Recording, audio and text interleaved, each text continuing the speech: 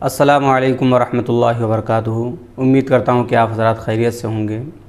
सबसे पहले मैं सभी सब्सक्राइबर को, सभी भाइयों को अपनी तरफ से ईद की बहुत बहुत मुबारकबाद पेश करता हूँ। अल्लाह तबारक व तआला इस ईद को हमारे लिए मग़फ़िरत का ज़रिया बनाए और जो पूरे मुल्क के अंदर वबा चल रही है, इस वबा का ख़ात्मा फ़रमाए। ईद ही की मुनासिबत से आज हाज़िरी हुई है। कुछ मसाइल और कुछ फ़जीलतें इंशाअल्लाह मैं आज आपको बतलाने की कोशिश करूँगा। इंशाअल्लाह वो चीज़ें हमारे लिए भी फ़ायदेमंद होंगी और आपके लिए भी फ़ायदेमंद होंगी। आज इंशाअल्लाह 3 चीज़ों के बारे में बात करेंगे। सबसे पहले इस चीज़ के बारे में बात करेंगे कि ईद के दिन क्या क्या चीज़ें सुन्नत और मुस्तहब हैं। दूसरे नंबर पर बात करेंगे कि जैसे लॉकडाउन चल रहा है तो हम और आप ईद की नमाज़ किस तरीके से पढ़ेंगे, कितने लोग पढ़ेंगे और कहाँ पर पढ़ेंगे।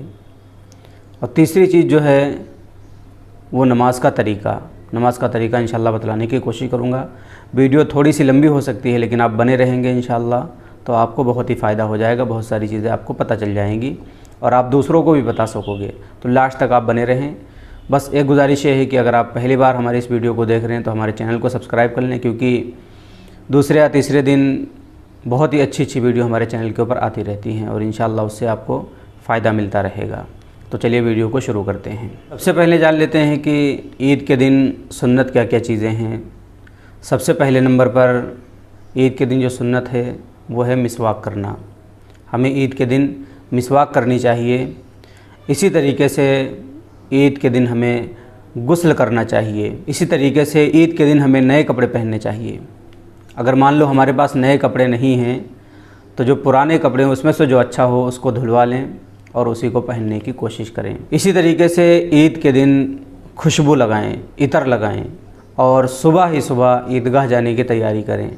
तो इस साल तो मान लो हो सकता बहुत सारी जगहों पर ईदगाह जाने पर पाबंदी होगी, तो आप अपने मस्जिद में जाने की तैयारी करें। ये जहाँ पर भी आप नमाज़ पढ़ रहे हैं, खैर सुबह ही से उसके लिए तैयारी करना है।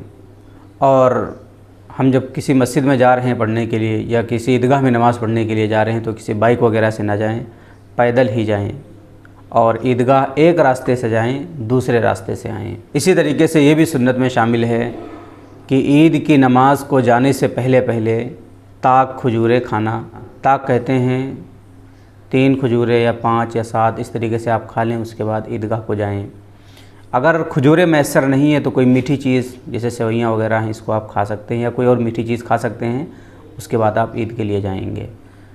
इसी तरीके से आप जब ईदगाह को जाएंगे, नमाज़ पढ़ने के लिए जाएंगे तो तकबीर तशरीक कहते हुए जाएंगे। और तकबीर तशरीक ये है अल्लाहु अकबर ला इलाहा इल्लल्लाह वल्लाहु अकबर वलिल्लाहिल हम्द। लेकिन अगर ईद उल अज़हा की नमाज़ है तो हम इसको बुलंद पढ़ते हुए जाएंगे और अगर ईद उल फित्र की नमाज़ है तो इस हम आहिस्ता पढ़ते हुए जाएंगे। चंद सुन्नतें थीं जिनको मैंने आपके सामने बयान किया। अब हम चलते हैं दूसरी चीज़ की तरफ। जैसा कि मैंने बतलाया कि आज की इस वीडियो में 3 चीज़ें बतलाई जाएंगी। ईद के दिन जो सुन्नत और मुस्तहब चीज़ें हैं वो, और दूसरी ईद की नमाज़ का मसला क्या है, कैसे पढ़ेंगे, कहाँ पढ़ेंगे।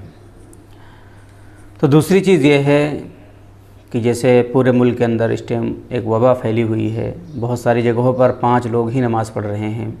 अगर यही हालत इस साल भी रहती है तो ईद का मसला जिस तरीके से पिछले साल हम और आपने किया था उसी तरीके से करना पड़ेगा। सबसे पहले जान लो कि ईद कहाँ पर होती है और ईद के लिए शराइत क्या क्या हैं। इसका समझना बहुत ही आसान है। ईद के लिए शराइत वही हैं जो जुमे के लिए, यानी जहाँ पर जुमा होता है, जहाँ पर खूब आबादी है, वहाँ पर लोग नमाज़ पढ़ते हैं जुमे की, तो वहाँ पर ईद की नमाज़ भी पढ़ी जाएगी। नमाज ईद के लिए एक शर्त और भी है। कोई शख्स ये चाहे कि मैं अकेला ही ईद की नमाज़ पढ़ लूँ तो नहीं पढ़ सकता। अकेले ईद की नमाज़ नहीं होगी, क्योंकि ईद की नमाज़ के लिए इमाम साहब के अलावा 3 और मुक्तदियों का होना ज़रूरी है, जो मर्द हों, आकिल हों, बालिग भी हों। ईद की नमाज़ का वक्त शुरू कब होता है? तो ईद की नमाज़ का वक्त शुरू होता है सूरज निकलने के 20 मिनट के बाद। जो इशराक का वक्त होता है उस वक्त से वक्त शुरू हो जाता है और ज़वाल के वक्त तक रहता है। ज़वाल का वक्त तकरीबन कहीं पे 12:30 बजे है, कहीं 12 बजे है, तो उसी के एतबार से नमाज़ पढ़ें, उससे पहले पहले फ़ारिग हो जाएं। लेकिन अव्वल वक्त में ईद की नमाज़ पढ़ना ज़्यादा बेहतर है। इसी तरीके से हमारा आप देखते हैं कि जब जुमे की नमाज़ होती है तो जुमे की नमाज़ के लिए अज़ान भी होती है और इकामत भी होती है, लेकिन ईद में मसला ऐसा नहीं है। ईद में ना तो अज़ान होगी और ना ही इकामत होगी। इसी तरीके से हम जुमे में देखते हैं कि जुमे में जो है खुतबा वो नमाज से पहले होता है, लेकिन ईद में खुतबा वो नमाज के बाद होना चाहिए। अब जैसे आपको घर पर इमाम बनने की ज़रूरत पड़ रही है तो आप वहाँ पर किस तरीके से करेंगे। आप सोचेंगे कि मुझे खुतबा याद नहीं, नमाज़ तो मैं पढ़ा लूँगा, खुतबा याद नहीं, तो खुतबा आप मुख्तसर सा पढ़ लीजिए, कोई मुश्किल बात नहीं है। सबसे छोटा खुतबा यही है कि आप सूरह फातिहा पढ़ लीजिए, चंद सूरतें पढ़ लीजिए और बैठ जाइए। उसके बाद जब आप दूसरा खुतबा पढ़ेंगे तो उस खुतबे के अंदर भी चंद छोटी छोटी सूरतें पढ़ लीजिए और दुरूद शरीफ पढ़ लीजिए, आपका खुतबा हो जाएगा आराम से। जहाँ पर ईदगाह में परमिशन नहीं है नमाज़ पढ़ने की, मस्जिदों में भी परमिशन नहीं है नमाज की, तो वो ऐसे किसी हाल में या किसी बैठक में या कोई शादी घर हो या शादी हाल हो या कोई मदरसे की जगह हो या कोई खाली मैदान हो, ऐसी जगह पर ईद की नमाज़ अदा कर लें, आपकी ईद की नमाज़ हो जाएगी। और तीसरी चीज़ है ईद की नमाज़ का तरीका, कि ईद की नियत किस तरीके से करेंगे, उसका तरीका क्या है। तो ईद की नियत हमें इस तरीके से करनी है। नियत करता हूँ मैं 2 रकात नमाज ईद उल फित्र वाजिब मैं ज़ायद 6 तकबीरों के वास्ते अल्लाह ताला के रुकन रकाब शरीफ की तरफ पीछे से इमाम के अल्लाहु अकबर, इस तरीके से कहकर हमें नियत बांध लेनी है। फिर सुब्हानक अल्लाहुम्मा व बिहम्दिका व तबारक अस्मुका व तआला जद्दुका व ला इलाहा गैरुक पढ़ना है। उसके बाद इमाम साहब जब 3 मरतबा तकबीर कहेंगे, सना पढ़ने के बाद 3 तकबीरें कहनी हैं। इस तरीके से कहना अल्लाहु अकबर और हाथों को छोड़ देना है, फिर अल्लाहु अकबर, फिर हाथों को छोड़ देना है, फिर अल्लाहु अकबर और हाथों को बांध लेना है।